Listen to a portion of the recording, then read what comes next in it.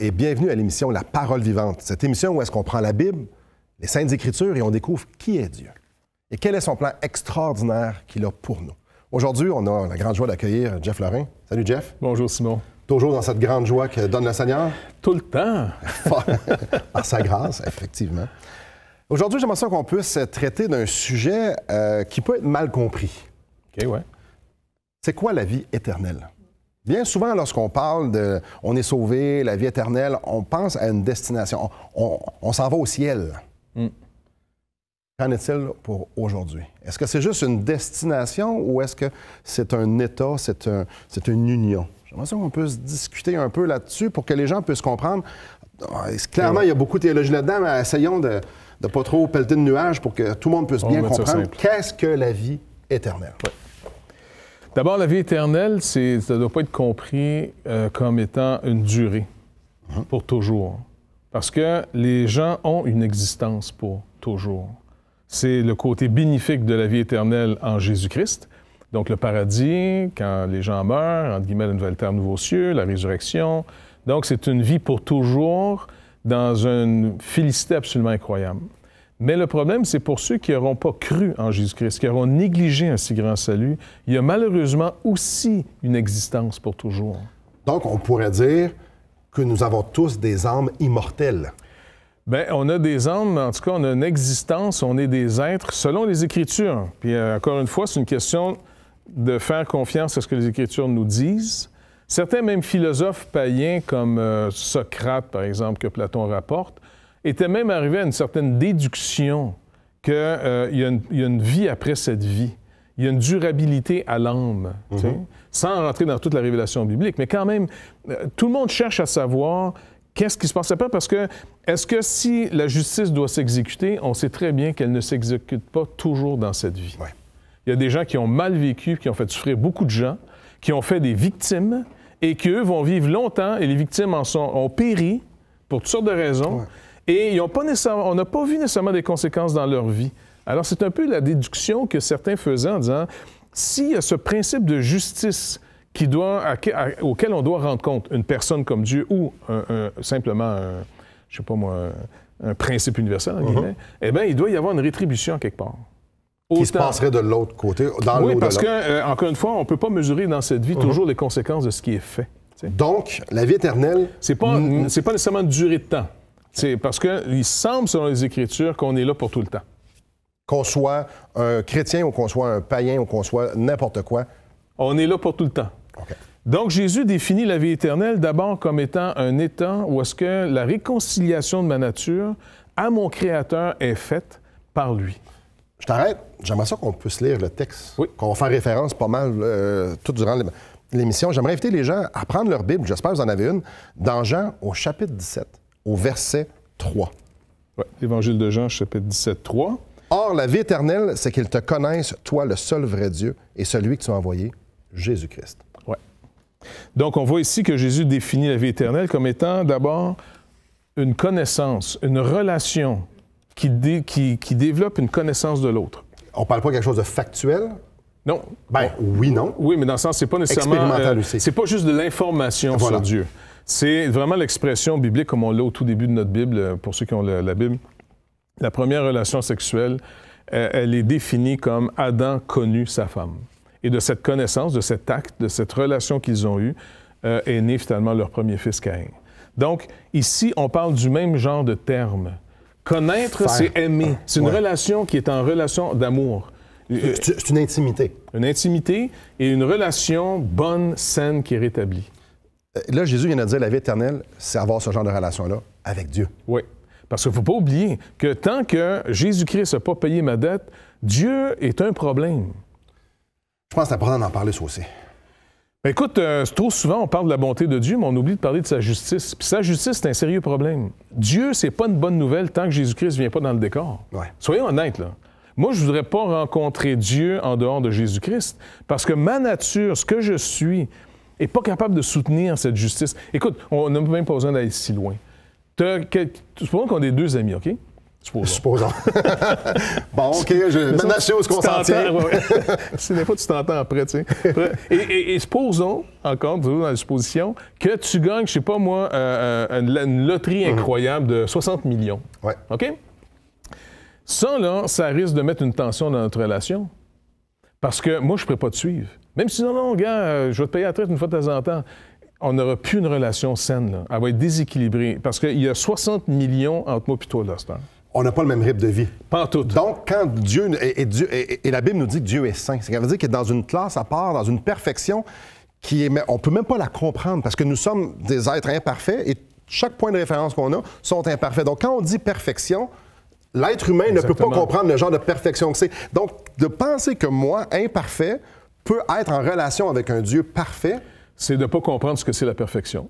De la même manière que quelqu'un qui nous entend dit « Ah non, moi, j'aurais pas de problème avec mon chum s'il gagne 60 millions. » La plupart des gens perdent tout leur milieu. Et ils se retrouvent dans un autre milieu qu'ils n'ont pas connu en plus. Donc, nous, avec Dieu, là, il faut réaliser, tant que Jésus-Christ ne vient pas dans le décor, on a un sérieux problème avec Dieu. Dieu, c'est pas quelqu'un que tu veux rencontrer en dehors de Jésus-Christ. Et de là, pourquoi dans l'Ancien Testament, il y avait une aussi grande crainte?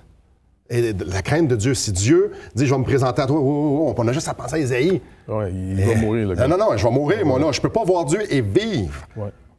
Il réalisait l'ombre du gouffre qui le séparait, qu'il avait un méga problème. Et après la pause, j'aimerais ça qu'on puisse justement développer un peu sur ce problème-là et clairement la solution pour qu'on puisse bien comprendre la vie éternelle. Okay. Donc, mes chers amis, restez avec nous. On a beaucoup sur l'ordre du jour, justement. Découvrir qu'est-ce que la vie éternelle, qu'est-ce que Jésus dit que c'est la vie éternelle et comment nous, on peut l'avoir et y goûter pleinement. Donc, restez avec nous.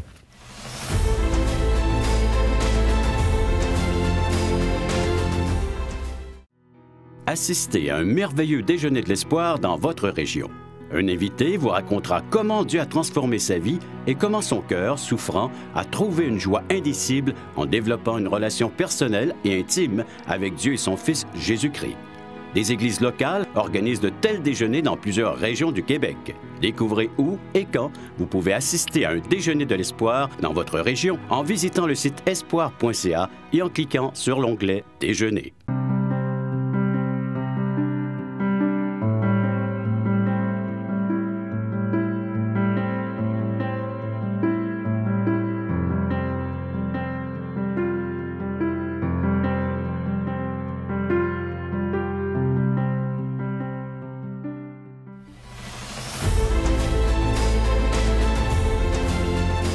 Bonjour à vous. Jeff, avant la pause, on parlait de distance entre nous et Dieu. Oui, et ça, il ne faut pas l'oublier, parce que si on l'atténue, et c'est encore une fois mon histoire du gars de 60 millions, puis il n'est plus dans le même milieu, puis toi, tu restes son ami. Maintenant, s'il n'y a pas quelque chose qui vient de résoudre ce problème-là, tu vas perdre ton amitié avec ce gars-là. OK? Mais imagine maintenant que Jésus-Christ, comment il nous règle le problème? Parce que Dieu reste tout aussi saint. Ouais. Et nous, le problème, c'est qu'on reste tout aussi pécheurs. Ça on reste faible. L'imparfait ne peut pas créer du parfait. Exactement. Donc, quand Dieu dit qu'il a donné son Fils par amour pour le monde, OK, il a donné son Fils, ça sonne exactement comme donner en mariage. Oui. Maintenant, ce Dieu, imagine encore que cette personne-là, elle est extrêmement devenue riche, là, on dit 60 millions. Là. Et puis, là, je vais trouver de changer, tu ne seras plus un gars, tu vas être une fille, OK? Aïe, aïe, ça va pas bien. Ma barbe ne fonctionne pas bien pour une fille. Il y a du stuff pour s'épiler ça. Vas-y. OK, donc, finalement, la personne, là, imagine maintenant que pour régler un gap là, entre deux, le mariage peut tout régler. Oui. Et c'est une image que l'apôtre Paul nous donne, comment Dieu nous sauve par son Fils Jésus-Christ. Quand tu prends un mariage, ils vont mettre leur vie en commun. Parce que des fois, dans les vœux, c'est « tout ce que je suis » et tout ce que j'ai, je te le donne. Dans d'autres émissions, tu as donné une illustration de ton mariage. Je vais en donner une aussi. Moi, quand je me suis marié, il y a 20 ans cette année, j'avais des dettes. En fait, avant mon mariage, j'avais des dettes. Et j'avais un vieux bazou. Et quand je me suis marié, c'est drôle, j'avais plus de dettes. Parce que ma blonde, qui est devenue ma femme, elle avait de l'argent. Et maintenant, j'étais aussi rendu propriétaire de sa voiture. Fait comme ça, tu l'as marié pour son argent? Non, pas vraiment, mais même pas du tout. Mais Ce qui est à elle c'est est une bonne devenu... c'est ça. Ce qu'elle avait dans son compte est rendu maintenant dans notre compte. Ouais. Moi, de pauvre que j'étais, maintenant, je ne suis pas devenu riche. Là. Elle n'avait pas 60 millions. Mais c'est une bonne illustration, c'est exactement ça. C'est comme ça que le Seigneur nous sauve. Parce qu'en nous donnant son Fils, et puis part comme un époux avec une épouse, tout ce qu'il est et tout ce qu'il a, il nous le donne. Et en même temps, comme pour toi avec tes dettes, tout ce que nous, on était et tout ce qu'on a, c'est à son compte. C'est pour ça qu'il meurt pour nous, pour payer notre dette. Et c'est pour ça que nous, on vit maintenant pour lui de sa justice. Et qu'on est même plus. Maintenant, on est adopté, on fait partie de la maison et de la famille de Dieu.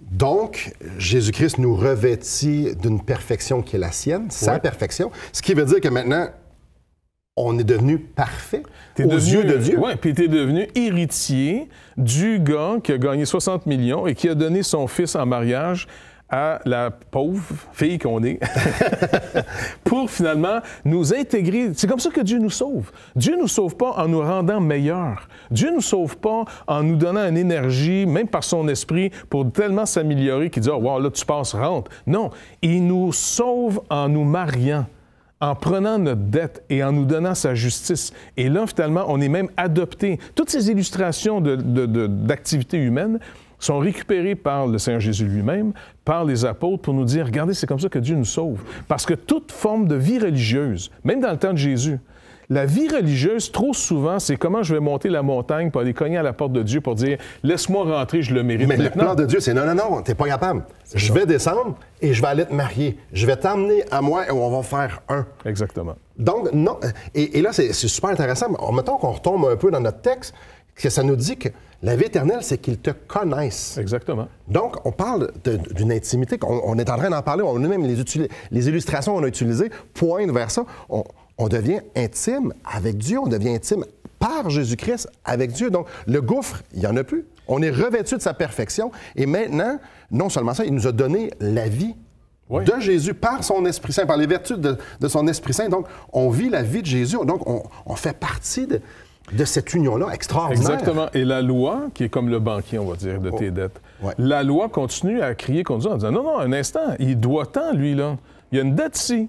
La loi continue à crier contre nous. Oui. Mais Paul explique théologiquement, encore une fois, comment ce salut s'opère, dans l'Épître aux Romains, toujours. C'est vraiment une épître à lire, ça. L'Épître aux Romains, là, toute la Bible, là, mais l'Épître aux Romains, c'est vraiment bon. Je suis d'accord avec toi. Dans le chapitre 7, il donne l'illustration, justement, d'une femme. Il dit, tant qu'une femme est mariée à son mari, elle est liée par la loi. Il dit, là, je parle à des gens qui connaissent la loi. Tu sais, la loi, entre autres, sur le mariage. Si le mari meurt, par exemple. C'est ça. Mais si elle devient la femme d'un autre homme pendant que le mari vit, elle est appelée adultère. Par contre, si le mari est mort, elle est libre. Maintenant, comment le Seigneur nous sauve? Il ne peut pas tuer la loi, parce que la loi est bonne. La loi dit la vérité. C'est que par le corps de Jésus-Christ, nous sommes mis à mort. C'est pour ça que la mort de Christ devient notre mort. Et là, la banque, la loi, dit, c'est vrai, leur dette est payée. Justice a été rendue. Je n'ai plus de pouvoir sur eux. La loi n'a plus de pouvoir sur nous. On est mort à la loi, mort au péché. Maintenant, par contre, vivant pour Dieu.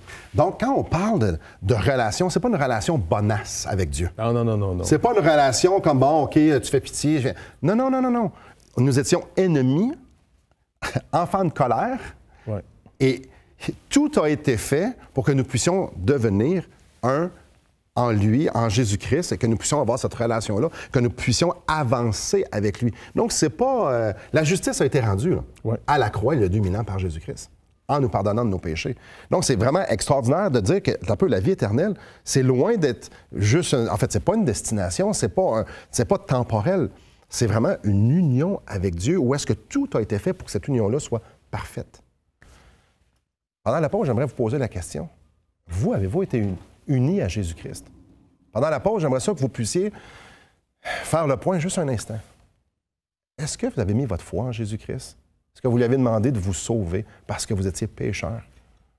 Après la pause, on continue à développer le sujet. Restez avec nous.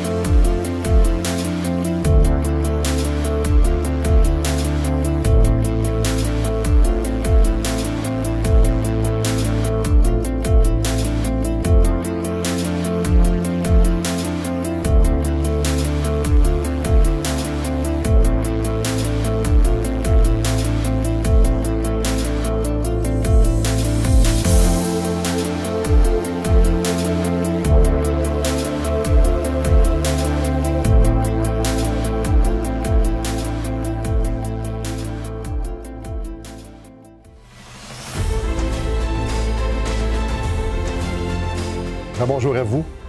Jeff, je ne sais pas si tu te souviens du jeu de Monopoly. Oui. Tu as des petites cartes qui s'appellent des cartes de sortie de prison sans frais. Fait que si tu tombes, tu t'en vas en prison, hop, tu montes ta carte puis tu sors de là. Quand tu te convertis là, ce que tu places ta foi en Jésus-Christ, c'est pas « Ah, j'ai ma carte de sortie de prison sans frais. Maintenant, quand que je vais me présenter au ciel à ma mort, je vais mettre cette petite carte-là, puis je n'irai pas en enfer, je vais aller au ciel. » C'est pas de ça qu'on est en train de parler. Non. C'est infiniment plus grand et plus profond pour aujourd'hui. Oui. C'est pas juste demain, c'est aujourd'hui. C'est aujourd'hui. Parce que dès le moment que quelqu'un va mettre sa confiance en Jésus-Christ, sa foi en lui, parce qu'on est appelé par la foi, oui. Eh bien, finalement, on est intégré maintenant à la famille de Dieu. En d'autres mots, ça comprend quoi être sauvé? Jésus, il dit, d'abord, la vie éternelle, c'est qu'il te connaisse. Et celui qui nous a donné Jésus-Christ. Donc, la Trinité est en train de se dévoiler parce que c'est le Saint-Esprit qui va finalement nous rendre capables, en appliquant sur nos vies tous les bénéfices de ce que Jésus-Christ a fait, pour que ça nous réconcilie à Dieu son Père. Et là, réconcilié à Dieu, Dieu nous devient favorable à nouveau. Il n'y a plus le gouffre, comme on parlait. Ouais. Ni le gouffre de sa sainteté puis mon côté, au fond, déchu, ni même les exigences de la loi que je sais juste, mais que je ne suis pas capable de rencontrer, même encore, parce qu'on est rempli de faiblesses encore. Donc, non seulement je suis comme l'épouse du mari, finalement, qui m'amène dans sa famille, mes dettes sont devenues ses dettes, mais sa richesse est devenue ma richesse. C'est aussi l'illustration qu'on est adopté. Jésus parle maintenant de ses frères et sœurs qui amènent à la maison auprès de son Père. Comme il a été bon auprès de moi, comme il m'a béni, parce qu'il parle de sa gloire. Tu sais, un petit peu dans sa prière, « Je t'ai glorifié sur terre, j'ai achevé l'œuvre que tu m'as donnée à faire. Oui. Maintenant, toi, Père, glorifie-moi auprès de toi-même de la gloire que j'avais auprès de toi avant que le monde fût. » Et là, il dit, « J'ai fait connaître ton nom aux hommes. » Et puis, ils ont vu que c'est vrai. Je les ai pris du milieu d'eux, là, puis je les ramène à la maison. Je les amène finalement dans l'héritage qui était que pour moi et que je leur fais partager maintenant. Ce qui est à moi va être à eux. Et où je vais être, je veux qu'ils soient avec moi. Alors, Jésus nous dit, je vais être avec vous tous les jours. Je commence ma réconciliation avec vous maintenant, dans un monde en pleine rébellion, dans un monde qui meurt, qui souffre. Il commence déjà cette relation avec nous ici et il dit, regarde, elle va être basée sur une seule chose. Fais-moi confiance. Voilà. C'est tout ce que je te demande. Fais-moi confiance. Et cette relation nous fait découvrir la bonté de Dieu, nous fait découvrir les richesses de cet héritage qu'il réserve pour ceux qui ont cru en lui. Tout le monde que Dieu a créé, que malheureusement est en train de détruire, il va le restaurer. La nature ne sera plus en train d'être tyrannisée par nous autres, qu'on est en train de la détruire, les animaux périssent, la mer est en train de se polluer, on fait un carnage sur la terre comme des fous. Ouais. Elle va être délivrée bientôt quand Dieu va révéler, quand il va révéler Jésus-Christ, on est caché en lui. Quand Jésus-Christ va être révélé, alors il dit là, vous paraîtrez aussi. Pour l'instant, on est caché en lui. Mais cette relation a vraiment commencé. Pour tous ceux qui vont mettre simplement leur confiance en lui. En quoi d'autre tu veux faire confiance? Tu veux faire confiance dans ce que tu fais? Ça ne marchera jamais. Et juste l'idée que maintenant, Dieu, c'est mon Père. Oui. Que je suis en Jésus-Christ. Donc, je fais partie de la famille de Dieu, une famille d'adoption. On le voit dans Éphésiens chapitre 1. On est adopté dans sa famille. Donc, c'est une vie complètement transformée, c'est une vie complètement changée et qui me donne une espérance pour aujourd'hui. Et pour moi, c'est super important. Quand Jésus a dit « Je vais être avec vous jusqu'à la fin », Jésus-Christ est là. Oui. Il est avec nous. Puis pendant qu'on fait l'émission, nous, on prie souvent avant les émissions, on demandait, écoute, au secours, on va parler en ton nom, donne-nous un coup de main au secours. Oui. Il est avec nous en ce moment, il nous aide. Il est avec les auditeurs qui sont en train d'écouter. Parce qu'il dit, la parole est aussi proche de toi que la parole, le salut est aussi proche de toi que la parole dans ta bouche. Donc, c'est quelque chose qui est proche, c'est bien ça. Il est là. Il est vraiment dans ce monde qui est en pleine rébellion, mais il est ici. Il est vraiment là, le Seigneur Jésus. C'est pas le salut, c'est pas Dieu. Dieu est au ciel, puis à quelque part, à un moment donné, on va avoir un sauve-conduit. Non, il vit avec nous. Nous sommes unis en lui. Il nous a donné la vie, il nous a donné son Esprit Saint, il nous donne sa parole. Il veut nous faire grandir, nous façonner, il veut nous faire avancer. La vie éternelle, c'est extraordinaire aujourd'hui. Dans Éphésiens chapitre 1, verset 3, ça nous dit qu'il nous a bénis de toute bénédiction spirituelle dans les lieux célestes en Jésus-Christ. Tantôt, tu parlais de millionnaires, 60 millions. Béni de toute bénédiction spirituelle dans les lieux célestes. Ça, c'est à moi puis toi et à tous ceux qui ont mis leur foi en Jésus-Christ. Aujourd'hui, on a la victoire sur le péché. C'est extraordinaire. Maintenant, Dieu, par les vertus de son Esprit Saint, me donne la victoire sur le péché. Maintenant, je peux avancer, je peux attaquer la vie, croquer la vie ou marcher dans la vie, peu importe ce qu'on veut dire, en sachant fort bien que Dieu est avec moi, Jésus-Christ est avec moi, et je peux, par la foi, lui laisser les règnes de ma vie et qui va me rendre victorieux sur peu importe ce qui va arriver. Dans les épreuves, il est là. Il est le Père de toute consolation. Oui. C'est extraordinaire. Oui, puis il ne faut pas que les gens s'en privent. C'est une grâce. C'est que personne dise « Ah, ben j'ai trop gâché ma vie, c'est plus accessible pour moi, je suis rendu trop bas ». Non, il est venu sauver quiconque veut. Quiconque veut, vienne. Puis en fait, un préalable pour pas être sauvé, Jésus dit « Je suis venu sauver ce qui était perdu ». Fait que si tu te rends compte de cette condition-là, t'es bien parti. Ben là, j'étais trop pécheur. Non, au contraire. C'est la bonne place de dire « Je suis pécheur ». Puis tu qualifies. Écoute, le larron sur la croix. Lui, là, tu ne vas pas être plus bas, là. Non, puis Jésus lui a dit, aujourd'hui, tu vas être avec moi au paradis. Ouais. C'est quelque chose. Donc, relation. La relation est établie, oui, exactement. Et de continuer à la développer, malgré les épreuves, de lui faire confiance. Et dans cette confiance, se développe de plus en plus la connaissance. Je découvre qui il est, mais dans le besoin que j'ai de lui. Oui, parce qu'on réalise que, écoute, entre moi et toi, on n'a pas beaucoup d'expérience dans cette vie, dans cette famille. Comment ça marche? C'est comme si on se fait prendre, puis on est rendu dans la famille royale avec toute l'éthique et tout ce que ça... On ne sait pas trop quoi faire, quel ustensile, puis comment toutes les petites courbettes qu'on va. Je les connais pas, là. C'est normal qu'on soit maladroit. Mais c'est pas grave, le Seigneur nous entreprend, puis il dit, regarde, je vais te former, je vais te faire grandir, je vais te faire croître. Combien c'est passionnant. Et peut-être que vous nous regardez puis vous avez plein de questions.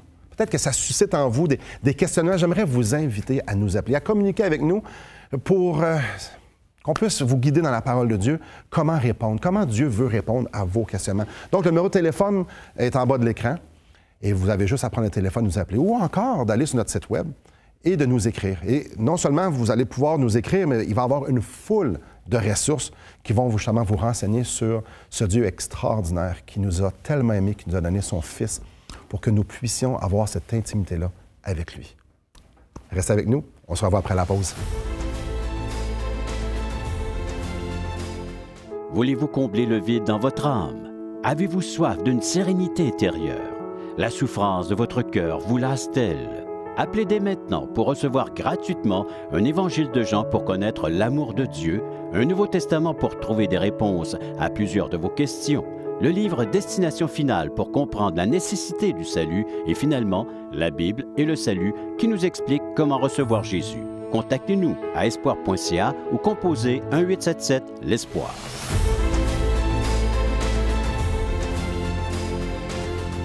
Bonjour à vous. J'aimerais d'emblée commencer avec une question. Qu'est-ce qui va arriver pour vous demain? Qu'est-ce que vous espérez qui va arriver avec vous demain? Est-ce que vous avez l'assurance? Ça, c'est une question, c'est plusieurs questions. Hein? Est-ce que vous avez l'assurance que ça va réellement arriver? Probablement, tu es comme moi, on rencontre des gens, oh, on va s'arranger bien avec Dieu. Ils ne savent pas trop ce qui va arriver, mais ils pensent qu'ils vont s'arranger avec Dieu. Certaines personnes disent, oh, moi, je pense... Bref, les gens ont plein d'espérances basées sur rien. Et justement, dans cette prière-là que Jésus fait à son Père, dans le chapitre 17, avouons qu'il y a une promesse. Il y a pour nous une source de grande espérance. J'aimerais ça, tu peux nous la lire, Jeff? Mais le Seigneur finit sa prière vers la fin en disant, je vais lire ça, c'est toujours dans Jean au chapitre 17, verset 24, « Père, je veux que là où je suis, ceux que tu m'as donnés soient aussi avec moi, afin qu'ils voient ma gloire, la gloire que tu m'as donnée, parce que tu m'as aimé avant la fondation du monde. » Père juste, donc on voit tout l'aspect de la famille ici. Père juste, le monde ne t'a point connu, mais moi je t'ai connu et ceux-ci ont connu que tu m'as envoyé. C'est tellement simple. Parce que si j'espère dans quoi que ce soit d'autre, je suis destiné à être déçu. C'est ça? Si j'espère en moi, je vais être décevant. Si j'espère dans les autres, ils vont me décevoir. Il y a plein de miroirs, tu sais, les miroirs aux alouettes là, qu'on appelle, oui. Ou les cris et les chants des sirènes. Il faut éviter parce que s'il y avait eu dans le monde une solution que le monde se répare par lui-même... Ça irait mieux. Écoute, ça ferait longtemps que ça irait mieux. Mais ça va toujours de mal en pis. Le Seigneur Jésus-Christ est venu en disant « Suivez-moi ». Et c'est comme cette fameuse Pâque juive. il va nous faire sortir d'Égypte. Il nous sort de ce monde pour qu'on revienne éventuellement sur une nouvelle terre de nouveaux cieux renouvelés. Mais pour l'instant, dans cette marche, dans ce monde, il dit, je vais être avec eux. Je veux qu'eux soient toujours avec moi, comme moi, au fond, je vais toujours être avec eux. Donc, il est vraiment avec nous, le Seigneur Jésus. Et c'est encore, si tu me fais confiance, tu vas être sauvé. C'est ça que Jésus dit à l'humanité. Quiconque veut, vienne. Je suis venu sauver ce qui était perdu. Alors, faites-moi confiance, venez à moi, venez espérer qu'en moi, en mon œuvre, dans ma mort à la croix et ma résurrection pour vous. Et vous ne serez jamais déçus. Mes chers amis, Jésus nous offre de nous sauver, de prendre une marche avec nous, jusque dans l'éternité, avec son Père. Il nous offre de porter nos péchés, de nous donner sa justice et de dire, regarde, je vais commencer à vivre avec toi, puis on va faire ça pour l'éternité. On va célébrer la grâce et la gloire de mon Père.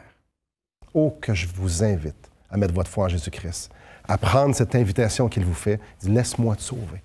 Criez à lui. Seigneur, sauve-moi, je suis perdu. Et dès lors, vous allez commencer cette marche extraordinaire. Merci beaucoup, Jeff. Merci beaucoup à vous et que le Seigneur vous bénisse.